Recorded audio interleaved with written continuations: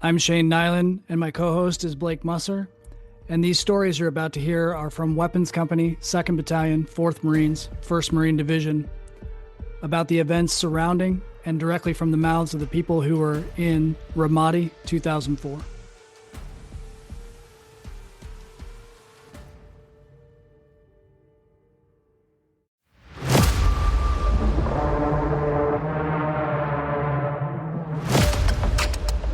Well, should we introduce our special guest co-host first? And we got Jesse Jordan helping us out.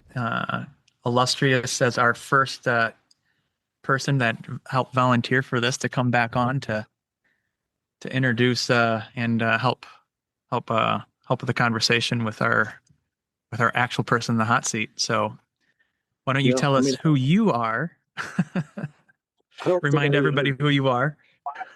I was Sergeant Jordan, Jesse Jordan, also known as Tweeter, in MAP 2.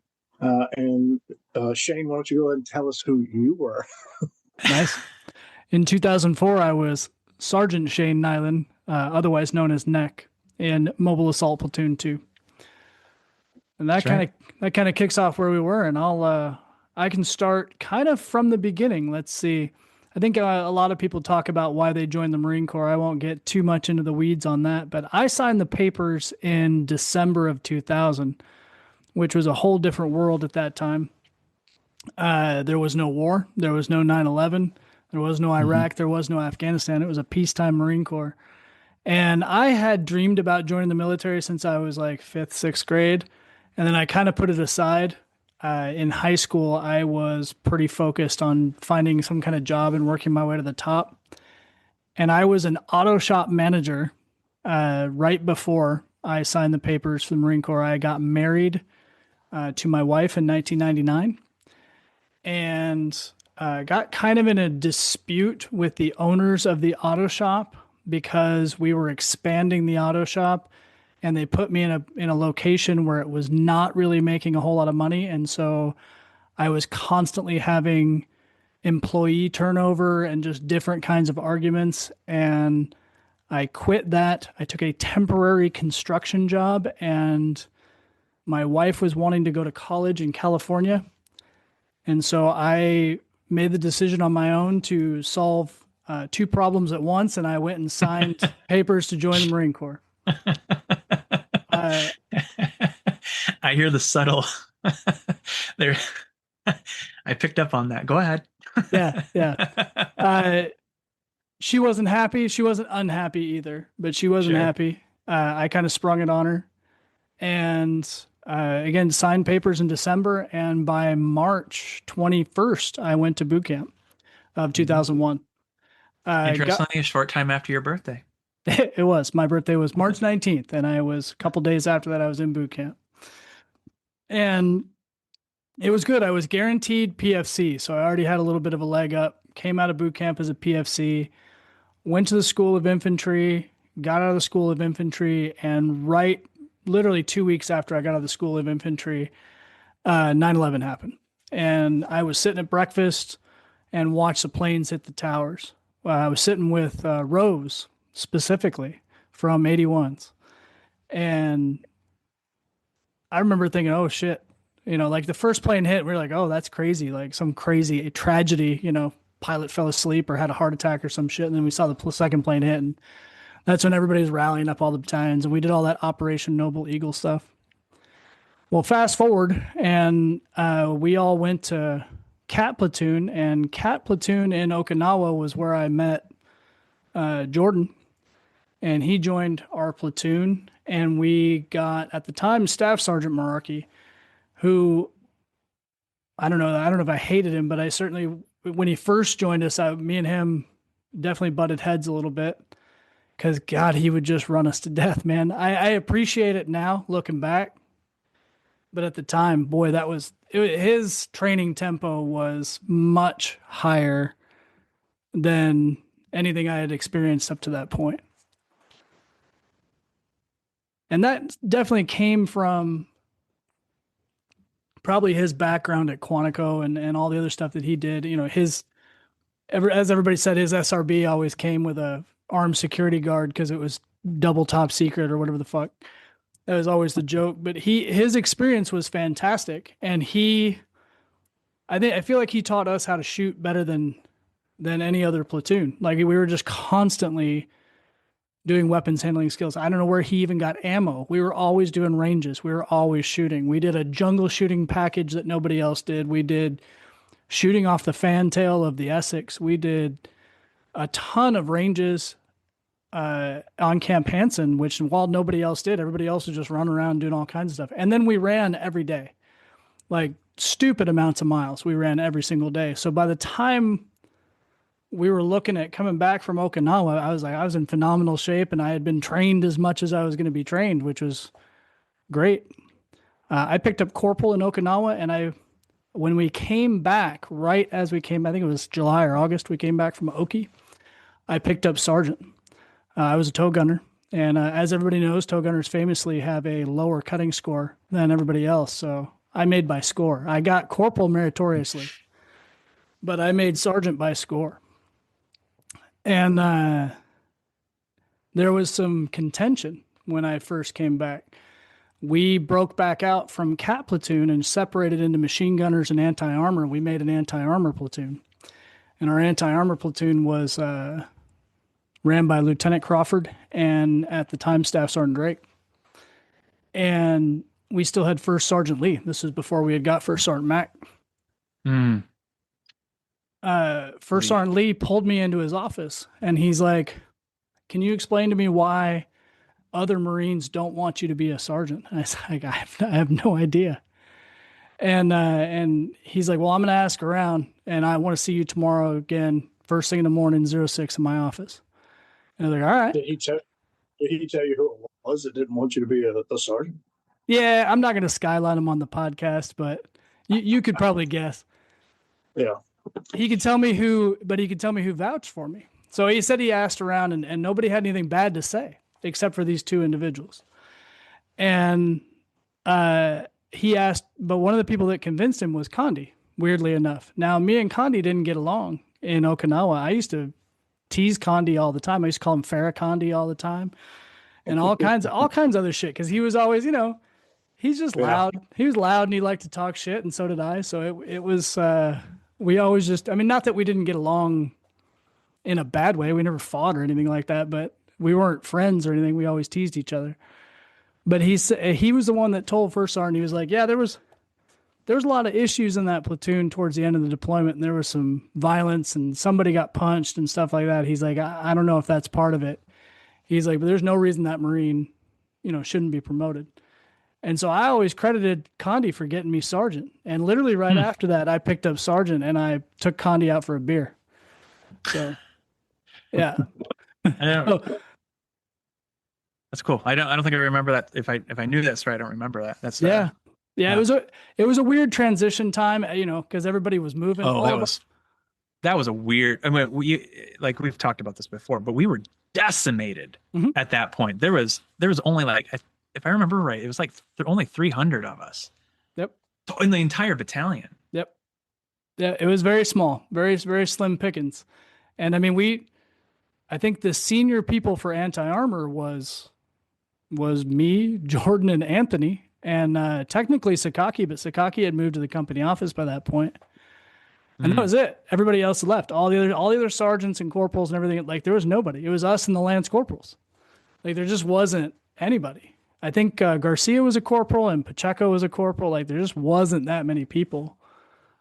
So anyway. Yeah, I was still a corporal until we got to Iraq, but that was because I got out and came back in. And so they reset my time and grade to the day I came back in.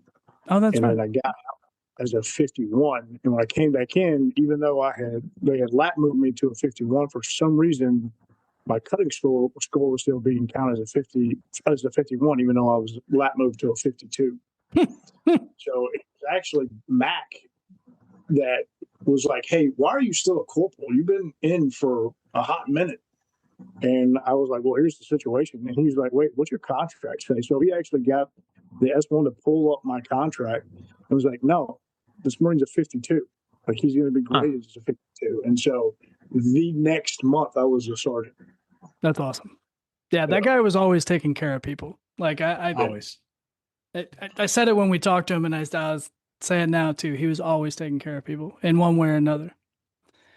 Well, right after that, we all broke out of anti-armor, and it was Lieutenant Crawford was first with our platoon. He had just come over. I think he was in Fox Company beforehand. He just came over and took charge of the platoon. Yeah. And we decided to go on a long run in the backyard. And we ran through that old dry riverbed. And I don't know why. He was a goat anyway. He loved to run across all kinds of weird mountains and all kinds of shit. Well, we ran across all that river rock. And we had been running as cat platoon so long, I wasn't having any trouble keeping up, but I slipped on a rock. And that was when I tore the lateral collateral ligament of my left knee. And and of course, in stubbornness, I was like, oh, these junior Marines are here. I can't, bitch out. So I rolled off to the side. I took a look at it and I could still bear weight on it. So I was like, fuck it, I'm going to finish the run. And by the time I did that, my knee was 2 times the size. And I think, I'm trying to remember, somebody drove me to BAS because I couldn't even make it from the barracks because I couldn't walk. They might have been Hardin. I can't remember who. One of the machine gunners, somebody drove me over to BAS. And Doc's son did all kinds of weird ninja maneuvers on my knee and was like, I don't know what's wrong with it. And finally sent me for actual scans. And like, oh yeah, you have an almost full thickness tear of your lateral collateral ligament. We're going to send you to PT. Well, and you're like, go get this knee brace and all this shit. So I get a knee brace. When was this? This was right when we came back. So August, September. Yeah, I remember that. Okay. That was right when Crawford took over. It was one of the first PT sessions we had. First or second one. Yeah. And I remember running down that dry riverbed going, why are we running on this rock like this? Yeah, me too. And I have a lifetime of knee pain to remember that run by forever, literally forever. So next day I show up with a knee brace and Crawford starts talking shit. And he's like, oh, you need a knee brace now. You're a fucking light duty Marine, talking so much shit. And I literally was like, it's the first time I had felt ashamed of anything. And not only was the first time I fucked up, but I was like, God damn it. I literally just picked up Sergeant and now I look like a shitbag. And he decides, he's like, okay, you're going to wear a knee brace. We're going to run to the helo pad. And so, of course, I fucking do it. We get to the top of the helo pad and I'm pulling that knee brace off because it's just, my knee is screaming. It is swollen so bad. And I run back down and it's, again, 2 times the size, super swollen. I go see Rake Brandt. He pulls fluid out of it and he's like, you can't do this anymore. And so we go to First Sergeant and he's like, and I was like, I do not want light duty, but I need some time to finish PT. And he's like, okay, I'm going to stick you on camp guard. And I was like, fuck, dude, that's where all the losers go. Camp guard always had the worst fucking reputation. And he's like, don't worry, I'll send somebody with you. And he's like, he goes, I'll send another sergeant with you. So he sends me and Anthony to camp guard. Poor fucking Anthony. Anthony was so pissed off. He was so mad. And I was like, dude, I didn't select you. And he blamed me the whole time. Anyway. Yeah. Yeah, it was great. So we went to camp. Go ahead. Didn't Anthony go to the armory after that? Or was that when we got back from, I think that was might have been when we got back. I think he went before that. I think they pulled him out of the armory and he was miserable, but he was even more mad that he went to camp guard. It ended up being good because I made friends with dudes from all the other companies, from Fox, Echo, Golf, from the engineer battalion, all kinds of stuff that were on camp guard. So it was good for me as far as that goes. I had 8 weeks of physical therapy and we did some training actually on camp guard with the PMO dudes. That was decent. We did baton training and we did tasers and fucking pepper spray and shit. So it was actually good training. I wasn't sad about it. But I just didn't have to run, which was great. And the goddamn fake ass Navy PT did some kind of, they called it phonophoresis. Now that I know a little better about medicine, They were trying to use ultrasound to break up scar tissue that didn't exist because it hadn't scarred over yet. I didn't have an old injury. It just hurt. And they would always be like, it shouldn't hurt. And I'm like, it fucking hurts so bad. What are you doing? And so they were injecting steroids into my knee and doing these maneuvers, and I had to do these exercises. And then they're trying to use ultrasound to break up scar tissue that wasn't even there. They probably did more damage. I have no idea. Anyway, it was fucking awful. Anyway, 8 weeks of PT went by, and we finished right after Thanksgiving. And I remember specifically having Thanksgiving with all the dudes on guard because I was on guard on the day of Thanksgiving. And my wife brought a turkey and like had made all the shit. She got it donated from, she's like, oh, these Marines, they're about to deploy. Can you give us free food? And she got a bunch of grocery stores to give free food. And she cooked it and brought it to us on Camp Guard, which is awesome. And so we did all that. And then right after that, I got discharged off of Camp Guard, like maybe a week later. But we were all preparing to go on Christmas leave and do all that shit. But right before that was when, literally right before that was when Gunny Merarkey started doing his backyard shooting package. And that other Gunny from Fox Company, which I can't remember, Lynn, I don't know, it started with an L. Do you remember his name? No? Lynn? Maybe. I don't know. Anyway, he also worked with Merarkey somewhere, either Recon or Snipers or Quantico or wherever. They worked together. Yeah.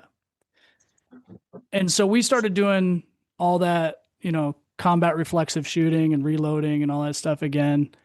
And then we went on Christmas leave and I went home. And home for me was coming to Phoenix, Arizona to visit my mom and stepdad and grandparents, and then came back. And that was when, to me, so everybody swears that they knew we were going to Iraq for sure around like the ball and all that stuff. I don't remember any of that shit at the ball. I remember going to that ball, but maybe I was just too drunk to remember getting told we were going to Iraq. But right after Christmas, when we came back, that's when I remember they told me I was going to be platoon sergeant, which was fucking crazy to me. And that we were going to Iraq. And I was like, what the fuck do you mean? I literally come back and I'm like standing out in formation and like doing platoon sergeant stuff. And that's when JD Stevens came over as our platoon commander, and I'm reporting to him. And I was like, I hope we don't deploy like this. I'm good enough to do it, but I don't want to. I don't have any experience. And literally a week later, Randall shows up, and then they're like, oh, well, he's got you beat. He had been a sergeant for 4 weeks longer than me. And so they gave him platoon sergeant. And I was like, well, I don't want that motherfucker to be platoon sergeant because he doesn't know anybody. I was like, this isn't a better solution. But right after that is when Staff Sergeant Coleman showed up. And I know you told the story, but same thing. I remember all we heard was that he was coming straight off the drill field. And I was like, we are fucked. This is going to be like 81's number 2. And all I could picture was, the other Gunny Coleman, right? The other Coleman. And I like that guy. He's smart and he's good, but boy, he had a rigid. He's a hard charger. Yeah, he had a rigid discipline that does not work well when you're in a vehicle-borne platoon. You need a little bit of independent thinking, and it would not have worked, especially not with the crazy ass personalities that we had going on after we did the split between map 1 and map 2. But he showed up, and literally the first thing, he was like, what's up, pimp? All right, it's just about beer 30, so let's go ahead and wrap this formation up. And I was like, oh my God, this is fantastic. This is the opposite of everything I expected. And he was one of the 4 people, because did you guys still have Gould? I can't remember. Yeah. Okay. Well, I don't know. No, we would have lost Gould by that point, okay. I think. Yeah. Neil, Merarkey, Staff Sergeant Coleman, and one other person. I think we only had 3 or 4 people who had any combat experience prior. Oh, Esquivel. Weirdly. Well, and yeah. Yeah. He got shot at Where? in Desert Fox. Oh, okay. Escobar had, You remember Coleman used to say he had a max track on a tow missile from the tire of the Jeep. Like that was his claim to fame. yeah, yeah, He actually had a tank kill yeah, with a tow missile. yeah. Yeah, anyway, we finally got the gang all together, kind of, sort of, but we hadn't truly split platoons yet. They still had us as machine gunners, like kind of like mixed machine gunners and anti-armor, but not really split into platoons when we went to March Air Force Base. Because I remember we got all those boots. We still had like Harris and Jacks and like This is really interesting, man. I did not appreciate, because 81s is a formed independent thing and it was a cohesive thing. It never crossed my mind until we started having this conversation, then specifically what you're saying now, that the platoon that you left with, you guys were only together as a platoon for what, a few weeks tops before you left to go to a combat zone. Maybe 2 weeks. That's insane. Like, I didn't know that. I thought you guys were there by then. Nope. No, even when we went to Bridgeport, we were still separated into anti-armor. Bridgeport was anti-armor. Yeah, I didn't even mention Bridgeport, but yeah. Yeah, but I thought we had done the split, and that's why we were doing that JOB on the basketball court the night that Coleman showed up.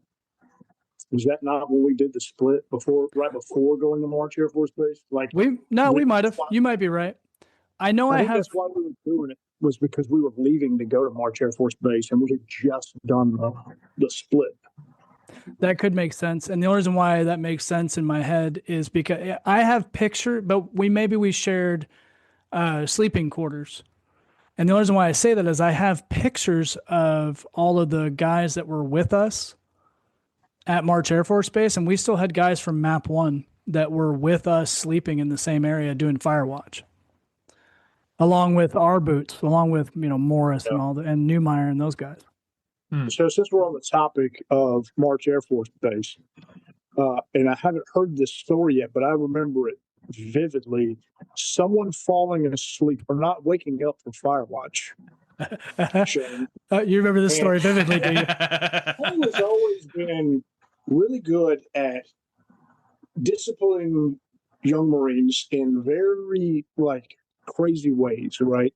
But never physical, except for one time at March Air Force Base. Shane, do you want to tell a story, or do you want me to tell a story? Well, I can tell you. It's funny you say that. So that actually comes right to it. I did not know we were going for sure to Iraq until right before March Air Force Base. And that was when me, you, I think Coleman for sure, and I believe Lieutenant Crawford was sitting right next to us, even though he wasn't our platoon commander. And we went to that brief with the regimental gunner and other officers. Don't remember who. A whole bunch of other officers. I remember being the lowest ranking people in the room and not sure why we were there. And they were showing us pictures of Habaniya. They told us we were going to Habaniya. Yeah. And I remember you and I having a conversation specifically, and there might have been other sergeants there, but I remember you and me having this conversation where it was like, those walls are close together. And this is going to be like fighting rats. Like they're going to be crawling between these walls. The buildings were so close together, we would be chasing people like literally one man deep. There'd be no way for you to cover each other. And we were like, driving vehicles through this is going to be awful. Like if they shoot at you or anything with anything, they can go right between these little alleyways and you're just fucked. Looking at all these pictures of Habaniya. And that was what we were being told, is we were going to Habaniya. And so that was what was on my mind when we went to March Air Force Base. Now, we went to March Air Force Base, and we were supposed to act as though we were in combat operations. And I took that relatively seriously, even though the training was not as serious or as good as I would have liked, just because it had more to do with 0311 style patrolling than it did with vehicle stuff like we were going to be doing. I took it very seriously. And so I told people to treat it seriously. And two things happened. Speaking of physical reminders, physical reminders. That's what I'm going to call it. Pain retains. Poor Homewood. Homewood's the nicest dude you've ever met. If you ever talk to Homewood, you would not even imagine that he could be a infantry Marine. But he definitely was, and he's good. He was a good machine gunner, good driver, good everything. But he was so nice. It looked like such a nice young 17, 18-year-old dude. But for whatever reason, he could not get my rank right. And on the fourth time he came over and he was like, Corporal Nylin, and I just reared back and slapped him as hard as I could. And I was like, motherfucker, you have never known me as a corporal. I am Sergeant Nylin to you. And his face was just like wide-eyed, mouth wide open. And he never, ever called me corporal again. So it worked. Even if it was a terrible idea. I should never hit that kid. Anyway, my tensions were running a little high because later that night, we wake up at 4 in the morning, 4:30 in the morning, 5 in the morning, whatever it is, in those shitty crack house fucking buildings to find out that the reason why I'm waking up is my alarm's going off, not because the fire watch has woke anybody up. Turns out the fire watch had gone back to sleep. Oh. And it was Moselle, who was wrapped up in his sleeping bag asleep.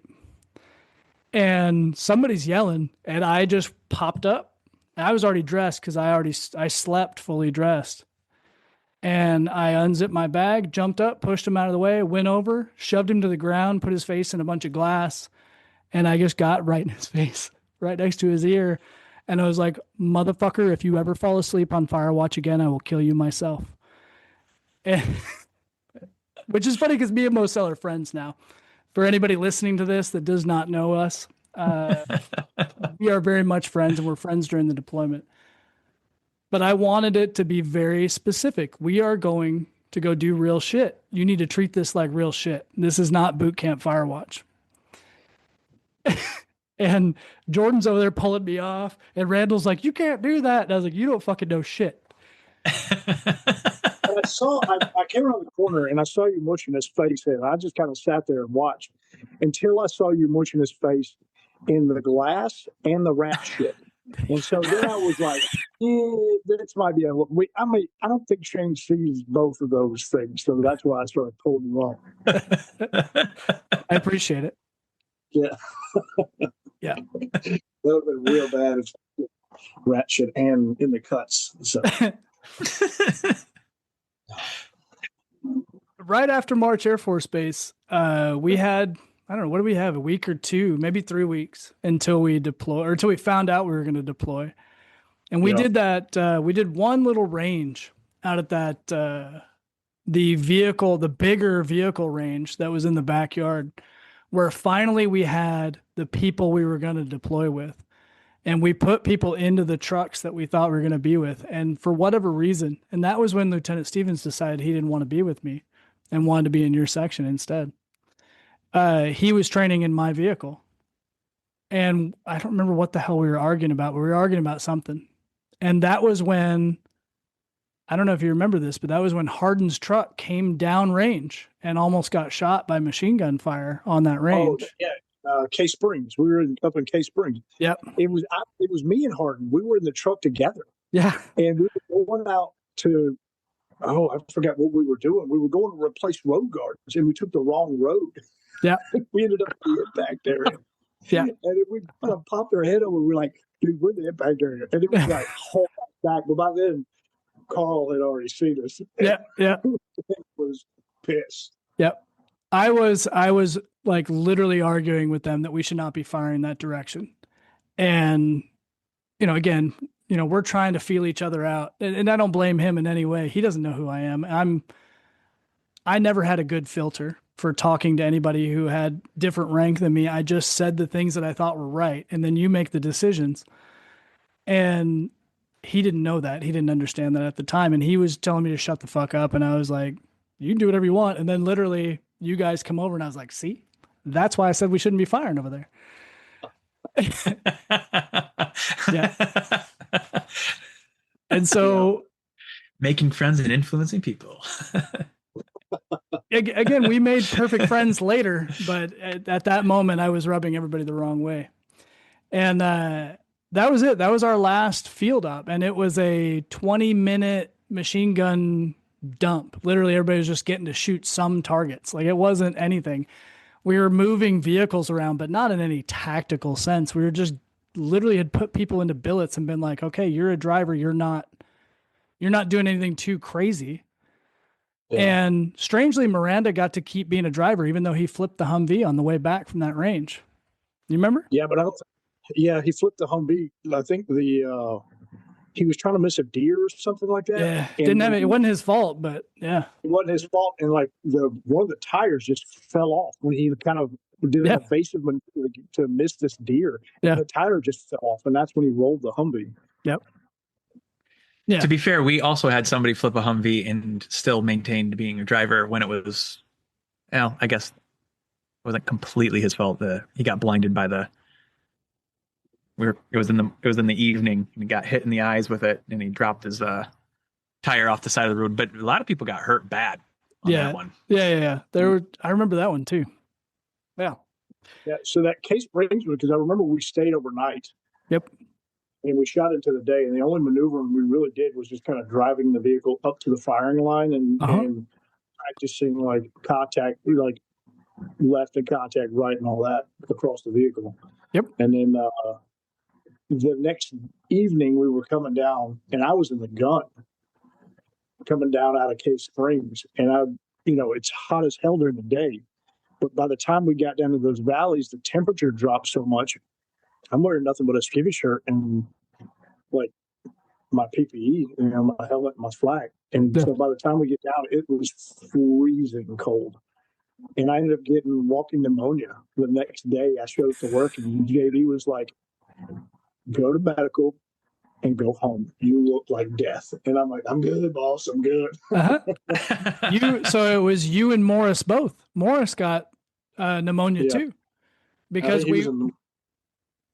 we went on a run the next day, and Morris refused to admit he had pneumonia until he was like coughing up blood and mucus.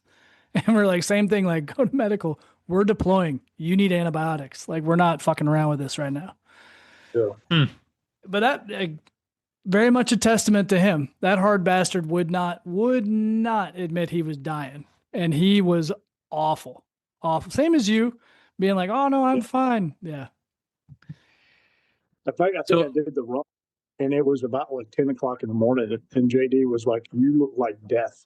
I was like, well, it's better than I feel. No, we're done for the day. Yeah. So March was really the only training package you did prior to March, but prior to deploying, huh? Like you never went to any special schools or anything like that, huh? Not me. No, I was on camp guard. The only special schools I had were in Okinawa. I went to corporal's course. And then right after that, I went to a modified version of ISLIC, which was put on by the people from corporal's course, which was fine. I went to forward observers course in Okinawa, which was fun, but very weird being a tow gunner. Because everybody that was with me was artillery or mortars.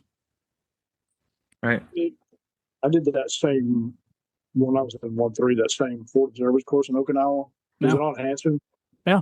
Yeah. Was it some like crusty Master Guns that was teaching the thing? Or Master Gun? Yeah, he's about 2 foot tall, and he's been in for 32 years or whatever it was at that time. Yeah. Yeah. Same dude then. Super good. I learned a ton. I have nothing but respect for his methods. But that was it. He's been there forever. So did he do a fire mission, and then the very last shot after he was bracketing, the very last shot, porn picture pops up, and it was like right in the like chick's cleavage or something like that. Yeah. My other favorite was if you stuttered on a 9-line, or on any fire mission calls, or if you got the call wrong, like you did anything wrong, they would make you do 10 curls with the 155 round, which was super awesome. And I was not a big dude. I mean, shit, I was maybe 130 pounds at that time, and I was like, oh God, well, I only had to do this once. I never got anything wrong ever again. Yeah. Wouldn't have been a problem for you. You were in the gym all the time. I was a little scrawny bastard. I was pretty scrawny back then. That was probably 10 pounds heavier than you, maybe. Yeah. Well, anyway, right before deployment, again, right after Case Springs, I was at dinner with my wife on Friday night, which if I remember correctly, was the 13th of February. And we were having a Valentine's dinner when I got the phone call that we were deploying Monday and that I needed to be there on Sunday to make sure everybody had the gear.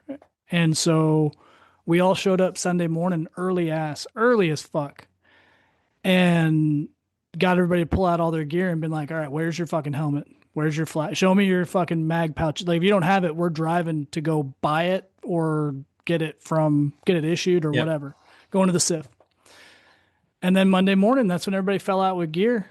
And we went over to March Air Force Base to fly out. I will never forget that feeling for me specifically. And I imagine it was different for everybody. But my wife drove me to the right there where the basketball courts were, in between all the barracks. Mm-hmm. Early as shit. She always hated get up early. She still hates getting up early in the morning. And I don't think we talked 20 words, the way there. Yeah, I don't know. What do you say right before you're about to go on deployment? And I gave her a big kiss and I said, I don't want you to come watch us leave. And she's like, okay. And I said, I won't have time to talk to you even if I wanted to. And she's like, okay. And I said, I love you. I'll talk to you as soon as I can.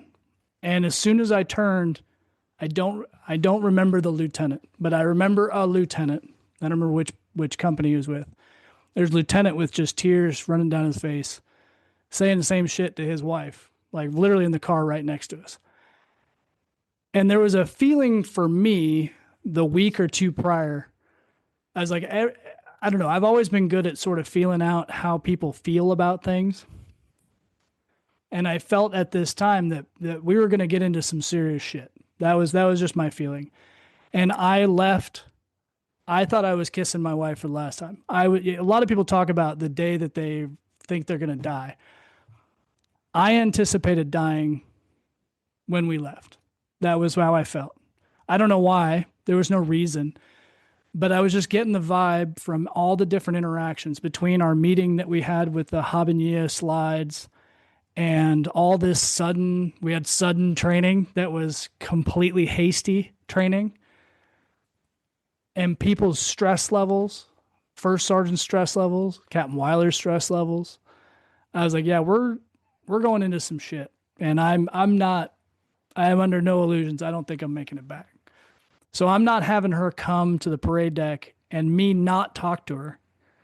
Right. Sitting there crying. And that's the last thing I remember is this long protracted goodbye where I was like, no, this is it. We'll do a short, I love you and I'll see you later. Well, we went to March and we stayed there overnight. I don't know if you remember, we didn't do shit, right? We went there and just sat there. That's because we missed well, we didn't miss our flight as much as that we were slightly delayed and that other but they took our flight. Yeah. Yeah. Anyway, we stayed there overnight. They swooped us. Yeah. I stayed there overnight. I did call my wife from there and I was like, yeah, we're delayed. I'll call you when I get to wherever we go. Yep.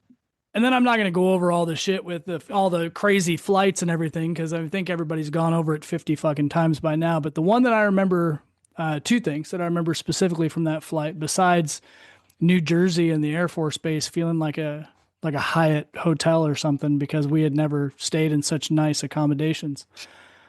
But I remember people getting so sick that in Germany, when people were sleeping on the floor of those hangars or whatever the hell we were at, that we were talking about leaving people in Germany at the hospital because they were so sick. And that was when Bundy and Rake Brandt and all them dudes. Were you one of them? Were you one?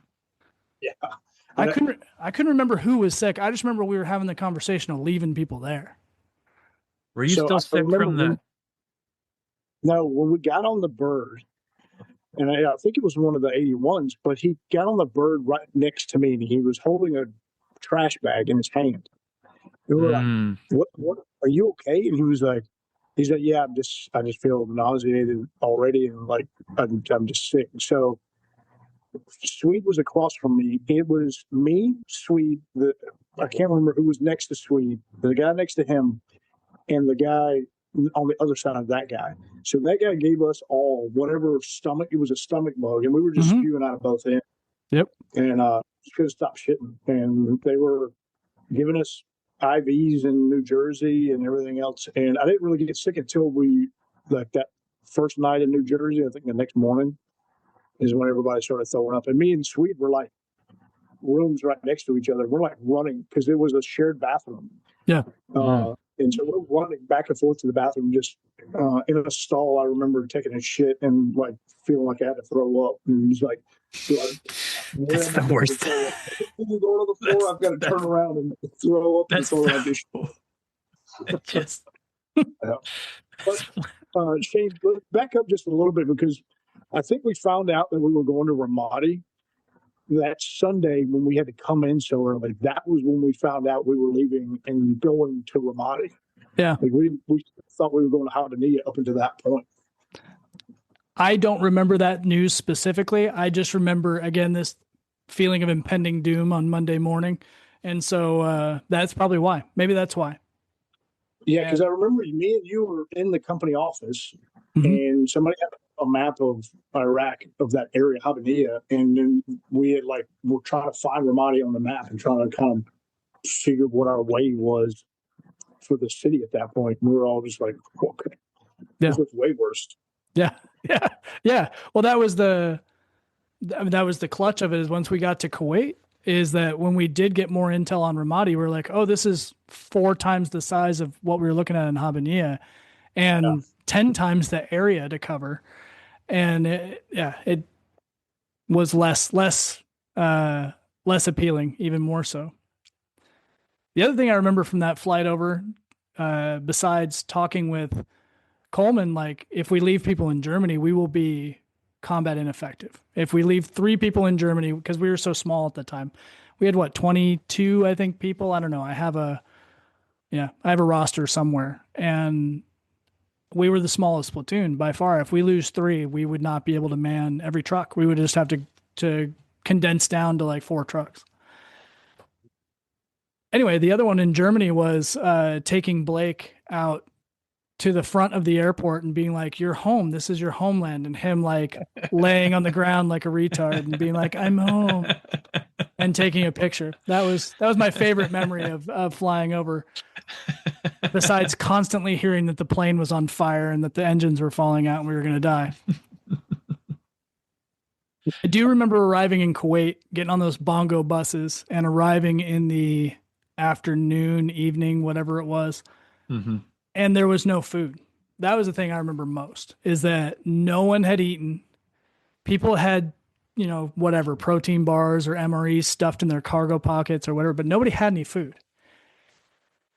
And I remember Gunny Merarkey walking over to me and Richie and was like, no one has any food. I need you to solve this. And you don't get those kind of mandates from Gunny Merarkey very often, but you're like, oh, okay. And so we found where the chow tent was, and we broke in we found one of the corner flaps of the tent was loose, and we pulled it up enough to where we could dig down in the sand and crawl underneath it. And we broke into the back of the chow tent and stole a couple cases of water, a couple cases of some shit like orange Fanta or some shitty soda. And I don't remember how many, but it was like 6. Cause I remember it was way above my head when I was carrying the boxes of these pinwheel cakes, that were, almond, vanilla, and strawberry flavor, like breakfast pastry type cakes. And we brought them back over, and I was like, all right, well, Gunny, good news, we have food. Bad news is this is it. And he was like, that's fine. He's like, all right, Marines can eat. So that's what literally everybody lined up and got 2 pinwheel cakes and an orange Fanta. And that was their dinner. Anybody who didn't have food stashed in their pack. And then we spent the whatever that was, the, couple weeks, the 10 days stealing as much as we could to outfit our trucks. Oh yeah. Yeah. And I spent the majority of we did some runs and stuff like that, but I spent the majority of the time because we got word early that it was going to be my platoon and golf company were going to be the first convoy to cross the LOD. And I knew they were like, okay, well, who's going to go with you? And I was like, well, it's all, you're telling me I'm taking my platoon. I want my whole fucking platoon and I'll be the first truck. If something's going to happen, it'll be me.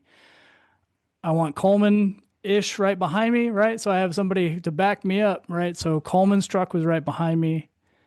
And then I believe it was your truck was third as far as like security goes. And then we had all those 7 tons and it was this ginormous 70 truck convoy that our 5 truck platoon was providing security for. And I remember us literally putting on helmets and standing in the sand and like pretending like we were doing security patrols in the sand and being like, all right, I'm pulling off to the left.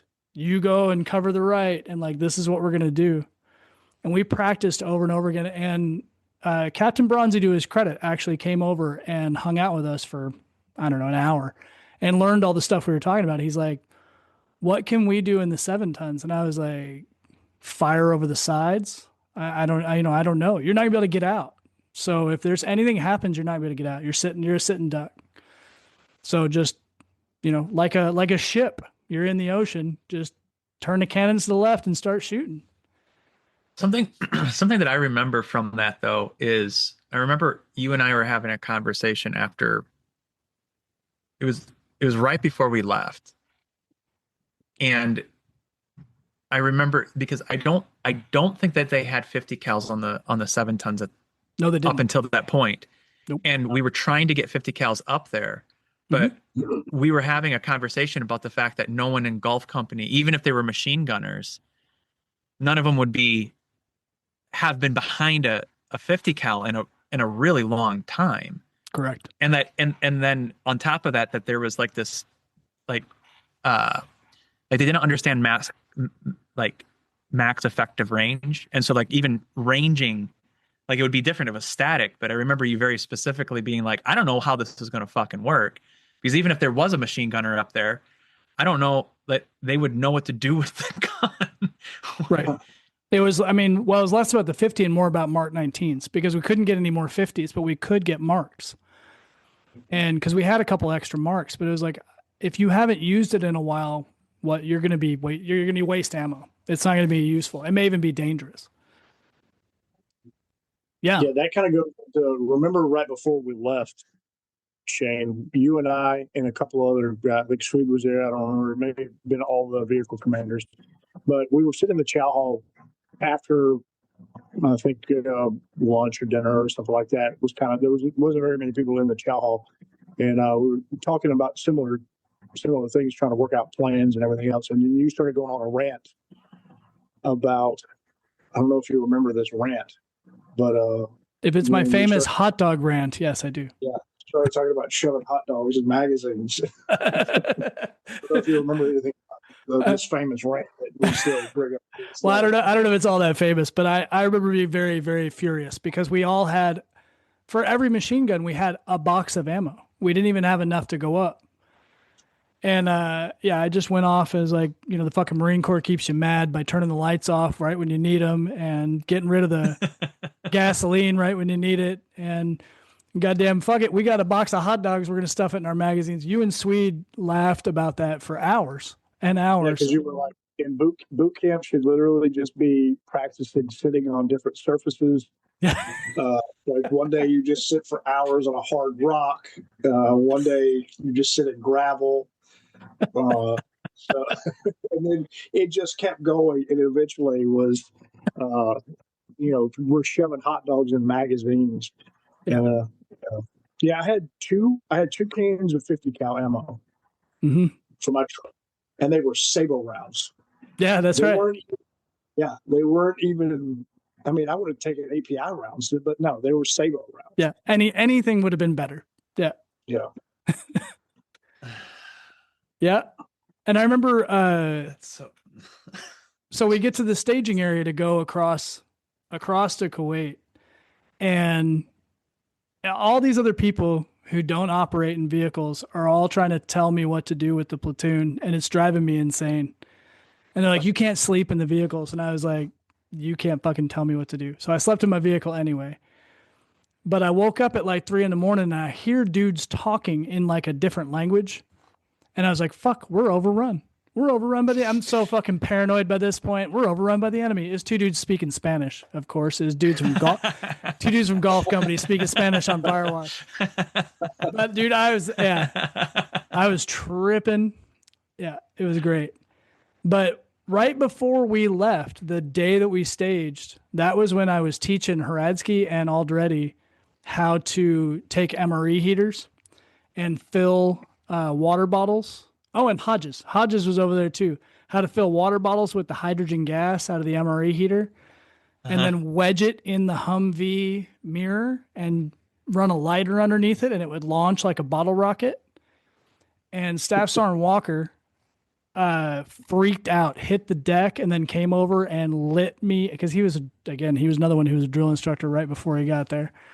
And he like knife handed me and started screaming at me, and I am dying laughing and cannot keep my bearing for any fucking thing. And yeah, he got real fucking pissed off. That was my memory of staging before that shit. That's too funny.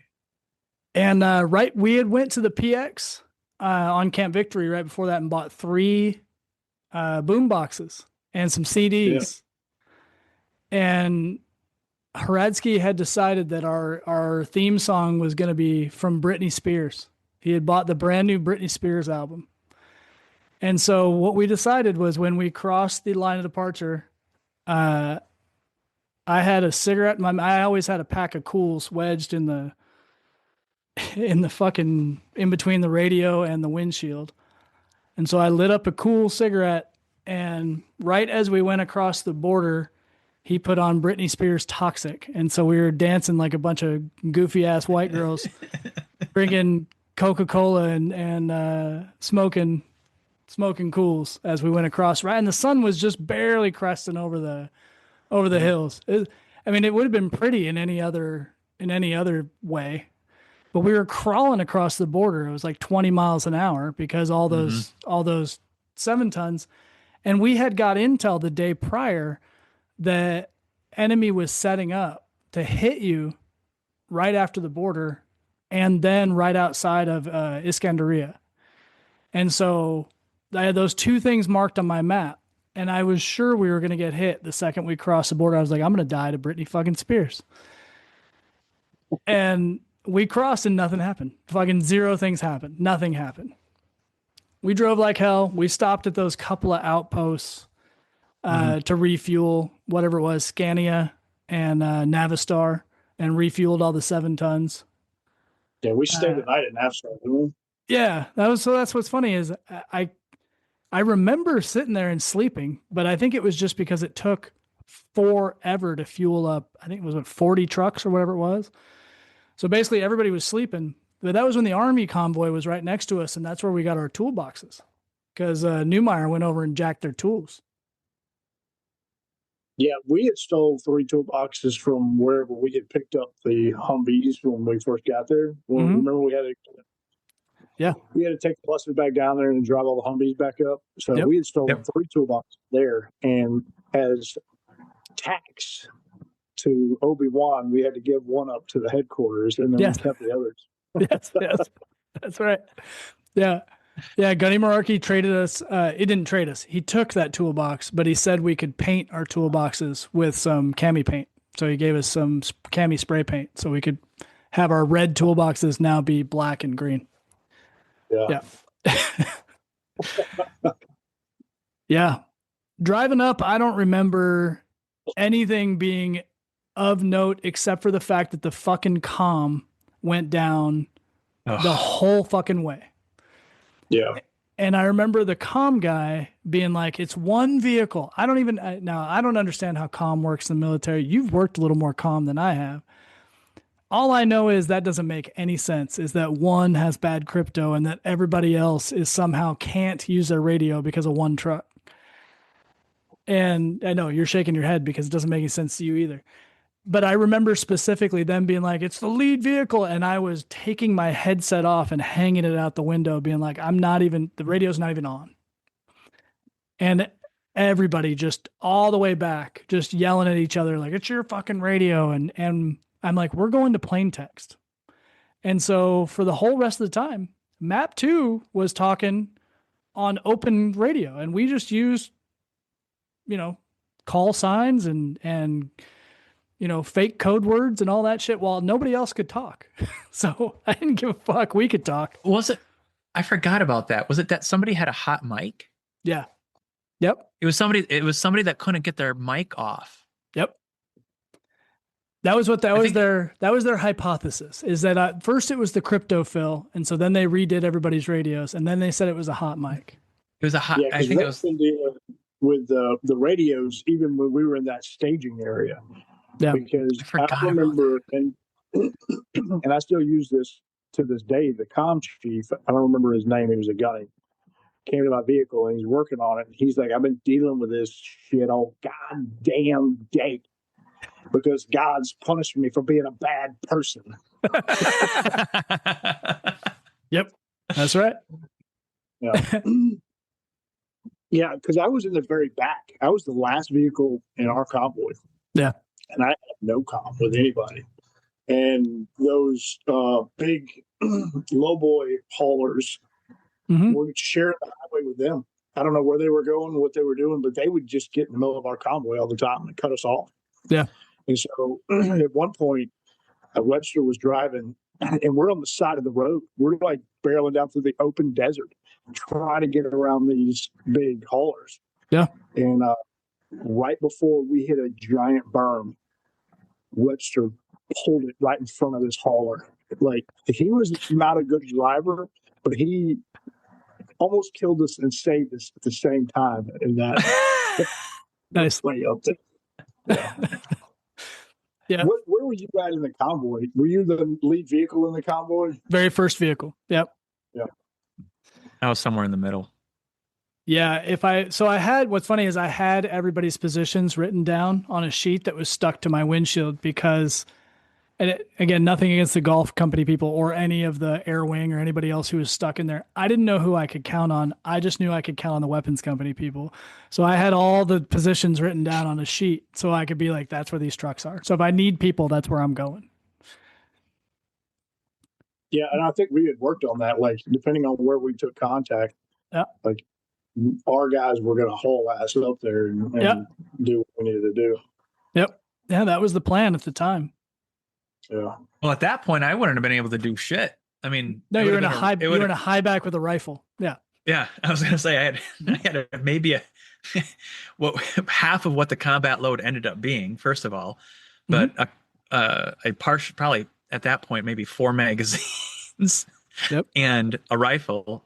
I think Wade maybe had a 203 at that point, maybe, but you would have had two hard charging rifles. Maybe. Yeah. I mean, we didn't have a 203 and a truck loaded down like Sadford's and Sons with a bunch of shit in the back. Randall didn't get his 203 until we got to Ramadi, so we didn't even have that. And we had, as he said, we had slap rounds for all the 50s, and we had the 32 round cans for Mark 19. And we only had 2 of those per gun. Jesus Christ. Yeah. It literally would have been like break contact, push through whatever ambush or whatever we had. So we had no missiles. We had 100 round belts for the 240s. It was a skeleton load. And had anybody hit us, it would have been a mess, but that's fine. Nobody did. Nothing happened. I remember, to me, now I know everybody else was shocked at the desert, but I grew up in the desert, growing up in the Southwest, literally seeing the highway signs and some of the rest stops that they had on the highway and stuff. It looked like Arizona to me, some of it, which was weird to me. It was like, this is like home. Like, this didn't even look weird to me at all.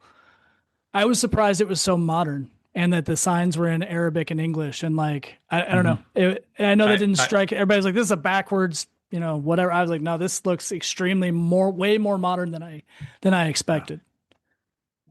And contrasted with, we did drive through a Bedouin group with over 1,000 camels, right, that were living in tents. Like, I remember seeing them and being like, this is what they were doing 2,000 years ago. And then we drive right by Baghdad and Fallujah, which are modern cities with high rises. And I'm like, those are skyscrapers. What the fuck is going on here? If you like what you've heard, this is a multi-part episode. Make sure you listen to the rest of the story.